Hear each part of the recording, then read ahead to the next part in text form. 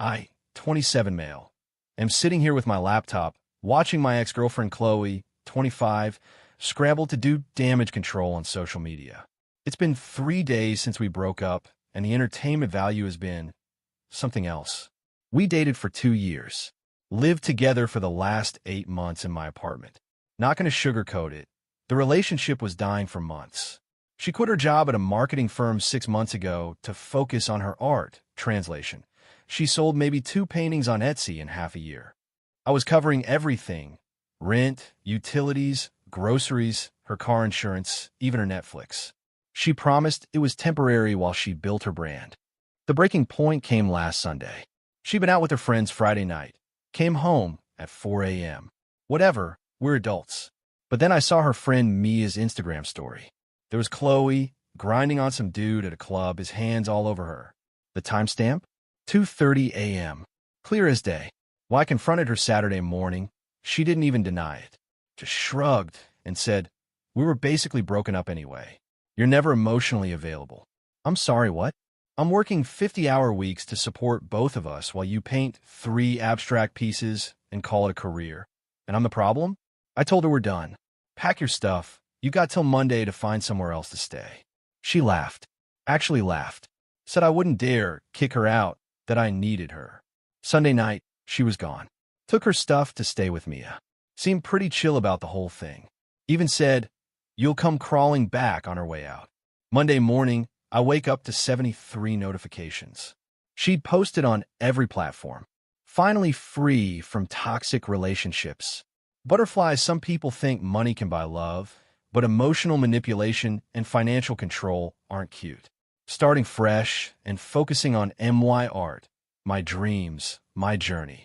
No more letting insecure men dim my light sparkles. Hashtag free at last. Hashtag toxic masculinity. Hashtag new beginnings. The comments were pouring in.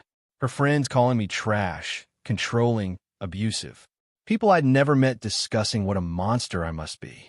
My phone started buzzing with messages from mutual friends asking what happened. I didn't respond to anything. Not one comment, not one message. Instead, I went to my texts. Found our conversation from literally 4 days earlier. Chloe: "Babe, I'm stressed. Rent is due Tuesday." Me: "I already paid it. Like every month." Chloe: "No, I mean for next month. Can you send it early? I want to order supplies for my art." Me: "Next month's rent? It's not even due for 26 days. Chloe: "Please? I promise I'll start selling more pieces. I have commissions coming in." Me: "You said that last month." Chloe: "I'm literally begging you. Don't be a controlling asshole." Me: "Fine, but this is the last time." Chloe: "You're the best. Love you so much, baby, 2 hearts." I screenshotted the entire conversation. Highlighted the "I'm literally begging you" part. Posted it on my Instagram story with just one caption: "Toxic? Thinking face." Within 90 seconds, her post started getting edited. Within 3 minutes, it was completely deleted. My phone exploded with her friends unfollowing me. But also, a bunch of DMs from people saying they knew something was off about her post. Then the real fun began. Update 1. The entitlement came out fast. First, it was the angry texts. She'd blocked me Monday after deleting her post, but Tuesday morning I get a text from a number I don't recognize. That was so immature. You could have just let me have this. Now everyone thinks I'm a gold digger. It was Chloe from her friend Bella's phone. I didn't respond. 20 minutes later, another unknown number. "You need to delete that screenshot. It's affecting my art business." What art business? "You sold 2 paintings for $30 each. Total." Then came a phone call from her mom, Diane. Now, Diane always loved me. Thought I was such a good influence on her daughter. That changed real quick. How could you embarrass Chloe like that online? She's devastated. Diane, she posted that I was toxic and controlling. I just shared our actual conversation. "You should have been the bigger person. Now delete that story and apologize." Also, she needs help with her new apartment deposit. I actually laughed. She needs money? From her toxic, controlling ex. Don't be ridiculous. You were together for 2 years. You have a responsibility. I hung up, blocked the number. But Wednesday is when things escalated. I get a formal-looking email. The subject line: Cease and desist defamation. It's from Chloe, but written like she Googled legal threat template. She's demanding I delete the screenshot, pay her 3 months of transitional support for $1,500, and compensate her for lost art sales due to reputational damage, $2,000. Lost art sales from her non-existent business. The audacity was actually impressive. I forwarded it to my buddy Jake, who's in law school. He called me laughing so hard he could barely breathe. Bro, she cited emotional property rights as legal grounds. That's not even a thing. But here's where it gets good. Remember how I said she was staying with Mia? Well, Thursday afternoon, I get an Instagram DM from Mia's boyfriend, Carlos. Yo man, thought you should see this. Chloe's been telling everyone you're stalking her, and she's scared. But also, he sent me screenshots from Chloe's close friend's story. He was still on it apparently. Anyone know a lawyer who works for free? Trying to get what I'm owed from my ex-nail polish. Update. Might have to crash with different friends soon. Mia's being weird about me, staying more than a week face with rolling eyes. Why are all my friends suddenly broke when I need them? Fake ass people everywhere. So she's calling her own friends fake for not bankrolling her life. Beautiful. I kept everything documented, but still didn't engage. Until she made her next move. Update 2. She tried to break into my apartment. Not kidding. Last Saturday, 1 a.m., my Ring doorbell starts going off. There's Chloe, clearly drunk, trying to use her old key, which I'd changed the locks already. Thank God. When that didn't work, she started banging on the door. I know you're in there. I need my stuff. What stuff? She took everything when she left. I have the doorbell footage of her and Mia loading up Mia's car with all her belongings. I didn't answer. Just called building security. They arrived in 5 minutes. Asked her to leave. She started crying, saying she lived here, that I was keeping her hostage. Security asked for proof of residence. She couldn't provide any because the lease was only in my name. They escorted her out, but she wasn't done. Sunday morning, I wake up to find out she started a brand new narrative on Twitter. A whole thread about how she's a domestic abuse survivor and how her ex, clearly meaning me, is weaponizing financial superiority and using systemic male privilege to make her homeless. The thread got maybe 50 retweets, mostly from her echo chamber of friends. But one of them was from an actual semi-popular feminist account with 30K followers who quoted it saying, "This is why we need to talk about financial abuse in relationships." Okay, now I was pissed. I kept receipts. Everything. 2 years worth. So I created my own thread. Since we're discussing financial abuse, let's look at some numbers. Rent I paid for her, $14,400. Utilities, $2,400. Groceries, $8,000. Car insurance, $2,800. Streaming services, $360. Her art supplies, $3,000. Money. She contributed $0. Paintings she sold while I supported her, 2. Price of those paintings, $30 each. Time she offered to get a job, 0. Time she called me controlling for suggesting she get a job, 12. But sure, let's talk about financial abuse. I attached every screenshot. Venmo request she'd sent me. Texts asking for money. The lease showing only my name. Bank statements showing all bills coming from my account. The popular feminist account deleted their retweet within an hour. Chloe's thread mysteriously disappeared. But the best part? Monday morning, I get a LinkedIn notification. Chloe had updated her profile. Her new job status? Freelance art consultant at CJ Creative Consulting. CJ Creative Consulting doesn't exist. I checked. She made up a whole company to avoid admitting she's unemployed. Listed her job duties as curating experiential artistic journeys for high-value clients. Girl, you couldn't curate a sandwich if your life depended on it. Then Tuesday hit.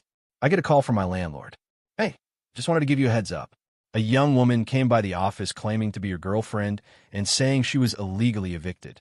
We explained she's not on the lease, but she's threatening to call tenant advocacy groups." What did you tell her? The truth. She was never a tenant. She has no rights to the property. And if she keeps harassing our office, we'll involve our legal team. He also mentioned she'd asked if I had any lease violations they knew about. She was trying to get me evicted from my own apartment. The landlord laughed and said my record was spotless. But Thursday was when she played her last card. Update 3. She faked a pregnancy scare. I'm still processing this one. Last Thursday, I get a text from yet another unknown number. How many friends' phones is she using? I'm late. We need to talk.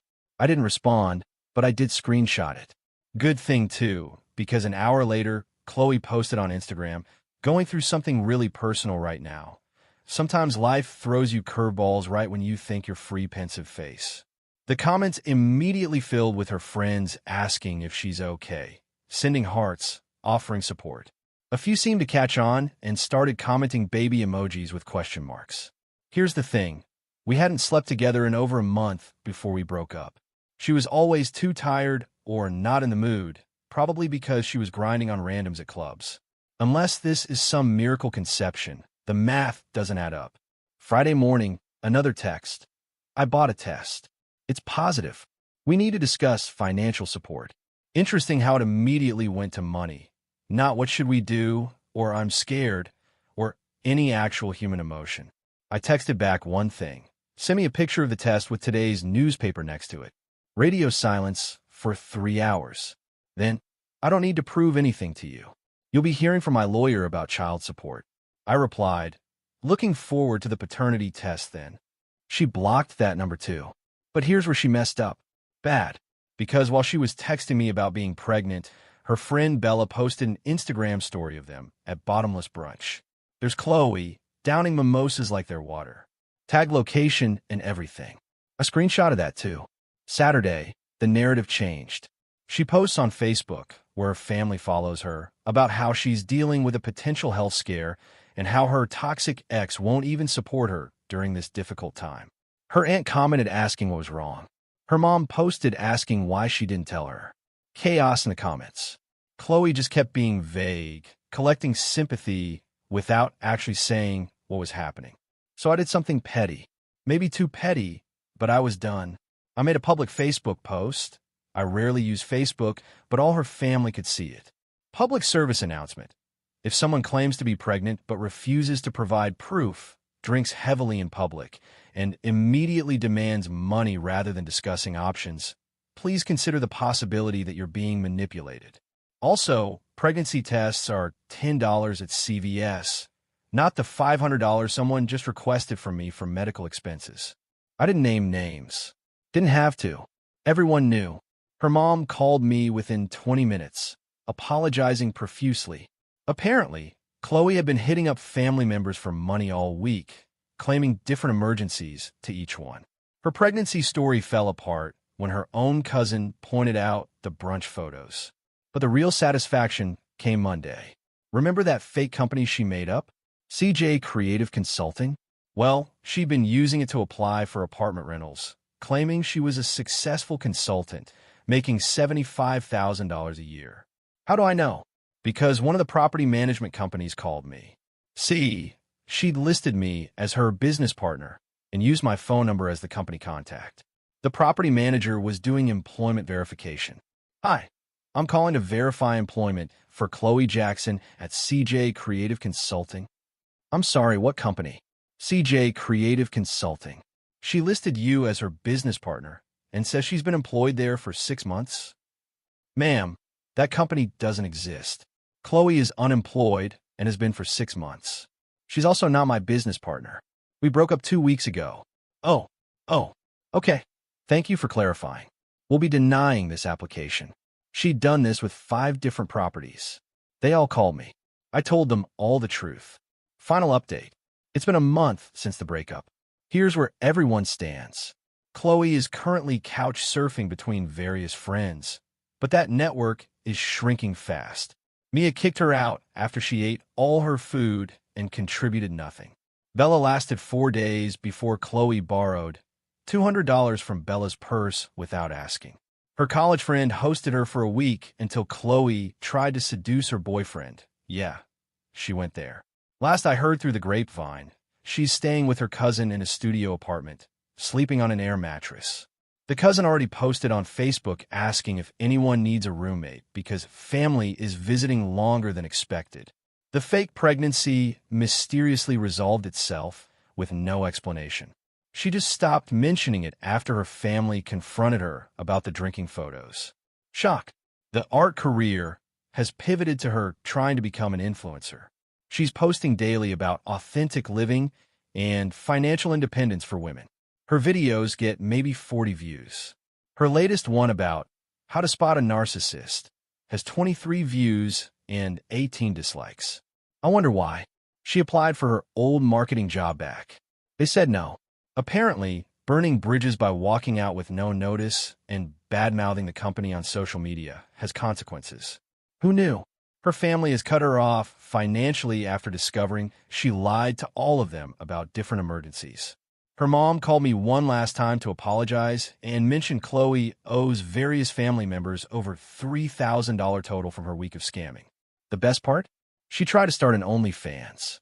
It has 3 subscribers.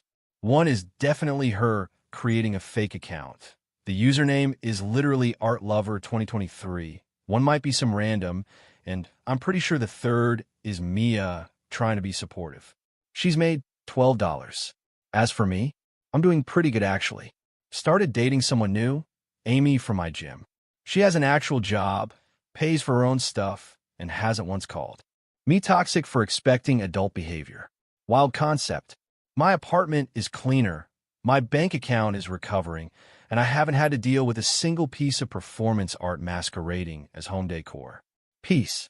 Chloe, if you're reading this, and I know you are, because Amy mentioned you viewed her LinkedIn profile from your fake consulting company account. Here's some free advice. Get a job. Any job. Starbucks is hiring. Target's always looking for people. Your art can be a hobby while you figure out how to be an actual adult. Oh, and one more thing. Remember that painting you were most proud of? The one you said would sell for thousands once you were famous? Your mom bought it at your gallery showing, aka Mia's apartment, for $50 out of pity. She uses it as a placemat for her coffee table. That's all, folks. Thanks for following this absolute circus. I'm going to go live my toxic, financially stable life now. Victory hand. Edit. Since some of you asked, yes, I kept all the screenshots and recordings. Yes, I have them backed up in 3 places. No, she hasn't tried anything lately because her cousin apparently showed her this thread and told her to stop embarrassing the family. The cousin is my new favorite person.